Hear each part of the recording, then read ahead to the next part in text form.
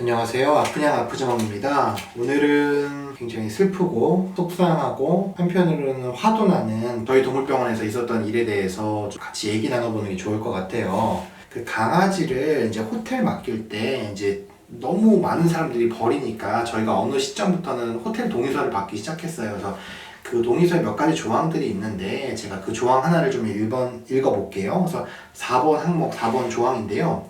제가 그대로 읽어드릴게요. 예정된 위탁 기간이 지났는데도 상호 연락이 되지 않거나 그 예정된 기간이 10일 이상 경과한 경우에는 본 동물병원에서 임의로 새로운 주인을 찾아주더라도 분양을 하더라도 민사상 책임을 묻지 않겠습니다 라는 항목이 있어요. 그러니까 강아지 버린 무책임한 사람들에게 이제 어떤 그런 사람들을 위한 항목인 거죠. 이런 일은 이제 안 일어나면 참 좋긴 한데 그래도 올해도 또 이런 일이 일어났어요. 그 일에 대해서 좀 알아볼게요. 이런 항목을 이제 동의서를 이제 받은 집이죠, 당연히 이 집도. 근데 카톡 화면을 보시면 알겠지만 저희가 시간대별로 이것뿐만이 아니에요. 이 시간대별로 요일별로 이렇게 계속 연락이 가는데 이 일이 사라지지 않죠. 어느 순간부터 이제 강아지를 맡기고 카톡을 확인하지 않는 보호자의 카톡이에요. 보면 이 집은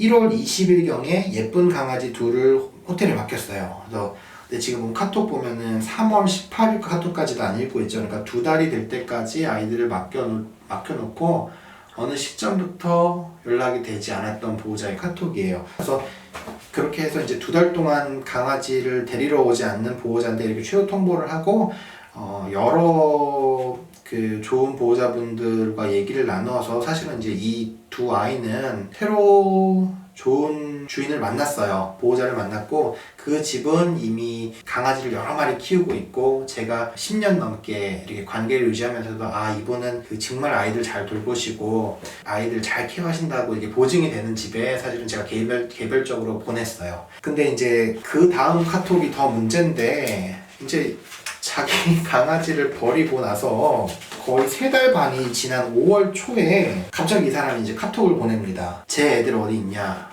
제가 입원해서 어떤 사정이 있었는데 전화기를 지금 봤다. 총 맡긴 지 3달 반 만에 갑자기 연락이 오는데요. 자기가 이제 병원에 이제 100일 동안 입원했다면서 갑자기 카톡이 옵니다. 그리고 막 증거 사진들을 막 보내요. 증거 사진이라면서 보낸단 말이에요. 그럼 자기 생년월일이 찍혀 있어요. 그런데 이게 최근의 사진이라면은 만 나이가 34살이어야 돼요. 근데 사진 속 나이는 33살인 거죠. 그러니까 옛날 사진 갖다 쓰면서 나이도 속이고 또 거짓말에 거짓말을 낳고 있는 거예요. 그래서 참 이런 거 보면서 정말 씁쓸합니다. 참 저도 인정하고 싶은 건데 살면서 좋은 일만 있을 수 없어요. 뭐 모든 아이들이 행복하게 모든 사람들 인생이 모든 강아지와 이제 보호자의 관계가 행복하게 살면 좋겠지만 그렇게 될 수 없는 게 인생이잖아요. 그래서 저는 너무 원망스럽고 나쁘긴 한데 그래도 이렇게 뭔가 문제가 생겨서 강아지 버리고 도망간 것도 사실은 좀 이해는 돼요. 왜냐면은 살면 늘 나쁜 일이 일어난다는 걸 저도 알고 있기 때문에. 근데 이제 이 사람 문제는 뭐냐면 강아지를 버리고 3달 반 동안 찾으러 오지도 않고 근데 이제 거기다가 이제 카톡으로 이제 욕을 하기 시작합니다. 뭐 어이가 없다, 뭐 속죄를 내가 왜 하냐, 강아지를 당신네가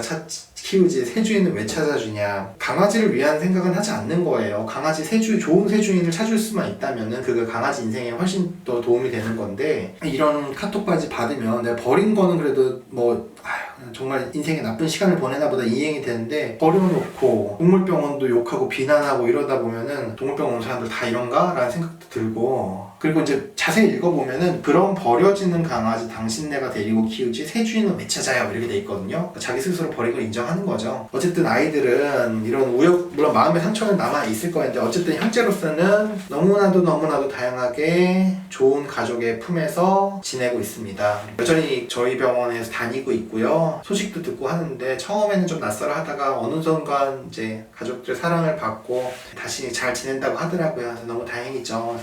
사실은 이제 제가 수의사 10년 넘게 하면서 이런 일이 1, 20번 있었던 건 아니에요. 근데 사람들마다 반응은 다르거든요. 정말 와서 정말 자기 힘들다는 얘기 한 사람들은 제가 저기 그냥 치료도 해주고 호텔도 나중에 뭐 저 기억나시고 나중에 비용 좀 생기면 좀 갖다 줘요 하고 보낸 적도 많아요. 그리고 그런 돈도 수백만 원대 돼요. 근데 그 돈 못 받죠. 못 받는 건 나도 아는데 그래도 이런 아픔을 서로 겪는 것보다는 다시 데리고 가서 그래도 키우던 사람이랑 다시 사는 게 중요하다고 생각하거든요. 근데 그렇게 반응하는 사람이 있는 반면에 버리고 욕하고 말도 안 되는 거짓말하고 서로 싫은 소리 하고 이런 사람들도 생각보다 많아요. 그래서 살면서 안 좋은 일이 생길 수 있다는 거 이해하지만 이렇게 강아지를 버리고 욕하고 이런 사람들한테는 정말 처벌이 좀 필요하다고 생각하거든요. 근데 제가 법조인은 아니잖아요. 그래서 이걸 보시는 분들은 어떠한 조치를 취하는 게 좋은지, 이게 정말 처벌은 가능한 건지, 이 법이나 이런 게 행정처분 이런 게 제 분야가 아니니까 모르거든요. 그래서 이 이제 영상을 보시고 좀 공감하시는 분들이라면은 이럴 때 어떻게 좀 대응을 해야 되는지,